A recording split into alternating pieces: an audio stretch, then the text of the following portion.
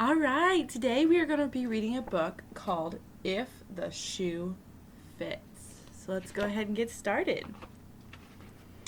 Rigo had 3 brothers and 1 sister, and when you counted his parents and Uncle Celso, who lived with them, his home was as crowded as a bus.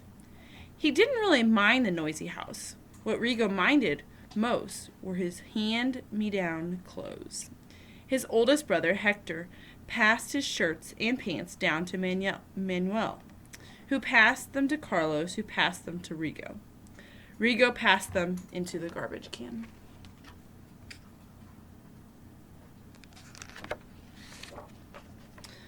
Mom, I need some new clothes, Rigo cried one day when he put on a jacket that Carlos had outgrown. 2 buttons were missing and the fabric was faded. Mijo, new clothes cost money, his mother said.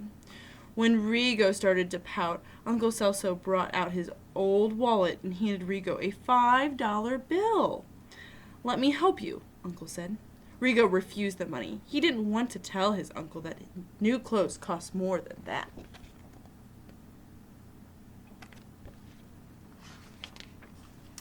But for Rigo's 9th birthday, his mom bought him a pair of brand new shoes. They were called loafers. They were the fanciest shoes Rigo had ever owned. They didn't even have laces to drag in the dirt. Put a penny in them, Rigo's sister Teresa said. That's the style. But instead of worthless pennies, Rigo pushed in nickels. I wonder why he put in nickels. There, he said. He slipped into his new shoes and clicked his heels together. That day, Rigo marched down the street, grinning proudly at his shoes. He liked how the nickels glistened in the sunlight.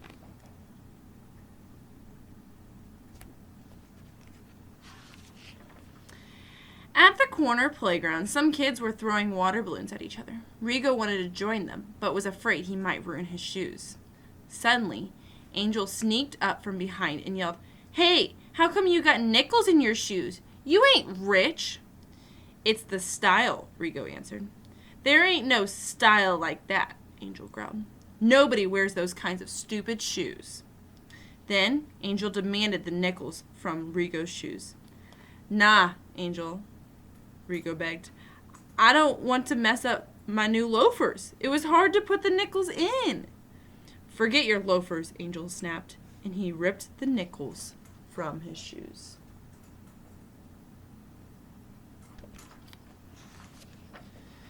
Rigo went home and threw his shoes into the closet. But at the end of the summer, he changed his mind. He had received an invitation to a birthday party. It was from Christy Hernandez. No girl had ever invited him to a birthday party before.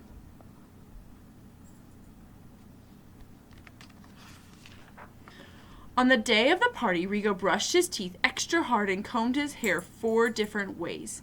He settled on slicking his hair back. He felt suave. Next, he put on his newest looking hand-me-downs, and finally, he got his fancy loafers from the closet. "Come on," he grunted, trying to cram his feet into the shoes.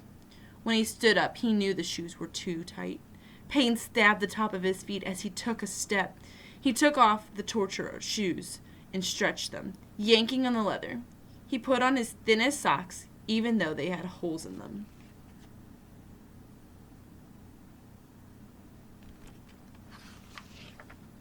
Rigo left the house walking stiffly.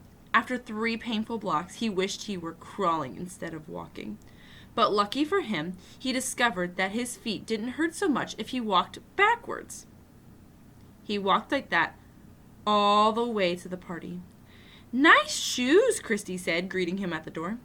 "Thanks," said Rigo, trying to smile.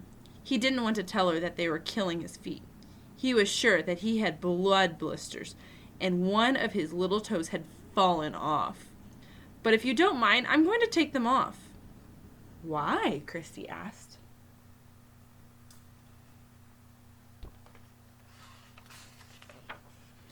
Rigo's mind whirled for an answer. He clicked his finger and said, "To play soccer." When he scored 2 goals, his feet felt better.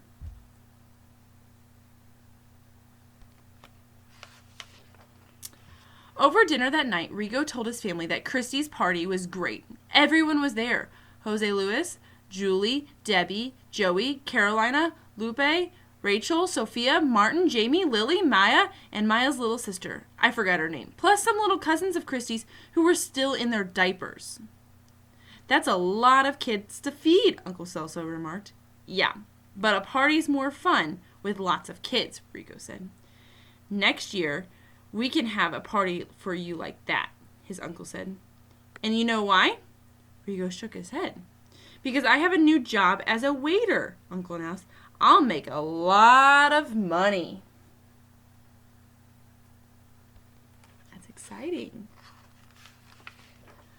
After dinner, Uncle Celso began to gather the dirty plates from the table. Rigo's father protested. Leave them for the kids. No, I have to practice being a waiter, Uncle said. I'll help with the dishes, said Rigo. He liked to be with Uncle and listened to his stories about Mexico.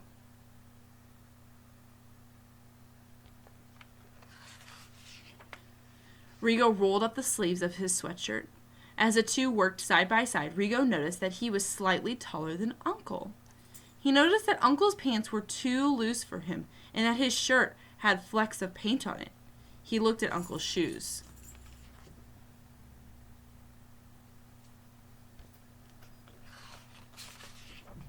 The next morning, Rigo brought his loafers to the couch, where Uncle slept.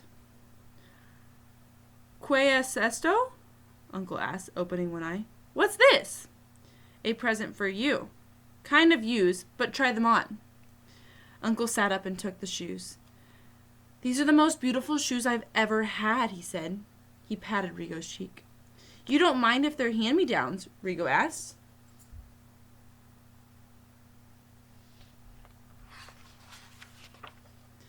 Hand-me-downs? Nothing, Uncle said. These are brand new. I can go to work in style.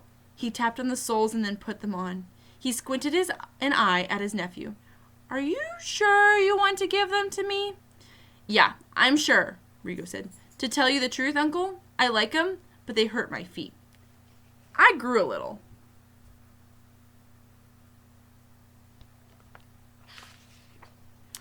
Uncle reached for his front pocket. These coins are older than I am, Uncle said. He held up 2 coins, brown as his own skin, and smiled. They're kind of like hand-me-downs, too. When Rigo took the old Mexican coins, he knew what to do with them. Fit them into the slots of his new loafers. If he ever got any, next time around, he would wear them no matter what people like Angel said.